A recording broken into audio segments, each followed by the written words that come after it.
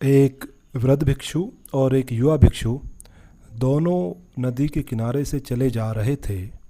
तभी उन्होंने देखा कि एक युवती नदी में डूब रही है और बचाव बचाव के लिए लगातार आवाज़ दे रही है। दोनों भिक्षुओं का ध्यान आवाज़ को सुनकर उस तरफ गया। युवा भिक्षु तुरंत नदी में कूदा और युवती को नदी से बाहर निकाल लाया। इस तरह से उसने उस युवती की जान बचाई। लेकिन इतने में वृद्ध भिक्षु क्रोधित हो गया और गुस्से से गर्म होकर बोला, अरे तुमने उस महिला को छू लिया, अब मैं तुम्हें बुद्ध से कहूँगा और तुम्हें दंड व प्रायश्चित दिलवाऊँगा। दोनों भिक्षु महात्मा बुद्ध के पास जाने के लिए चल दिए।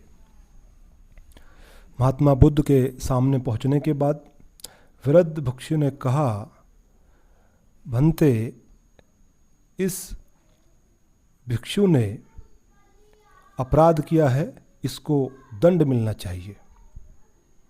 महात्मा बुद्ध ने पूछा, इन्होंने क्या अपराध किया है? इस पर वृद्ध भिक्षु ने कहा, इस बात का कि इसने एक नदी में डूबती युवती को उठाकर नदी से बाहर निकाला, इसने उसे छू लिया, इसका ब्रह्मचार्य नहीं रहा, इसलिए इसे प्रायश्चित मिलना चाहिए और दंड भी मिलना चाहिए। भगवान बुद्ध ने कहा, प्रायश्चित पहले तुम ले लो, इनका प्रायश्चित नहीं बनता है। इस पर वृद्ध भिक्षु बोला, मैं किस बात का प्रायश्चित लूँ? विस्मय से वृद्ध भिक्षु पूछने लगा। भगवान बुद्ध ने कहा, इसने तो उस महिला को नदी से उठाकर वहीं बाहर रख दिया, पर तुम तो उसे अपने मानस में उठाकर यहाँ तक ले आए। तुम्हारे मन में अभी भी यह है, तुम इतनी देर से उसे ढो रहे हो, इसने तो वहाँ रखा और भूल भी गया। सुनो, मैं तुम्हें परिणामों की निर्ममता के लिए यह 4 उपाय बताता हूँ। हमेशा मन को स्वस्थ रखना, दूसरे के बारे में विकृत नहीं करना।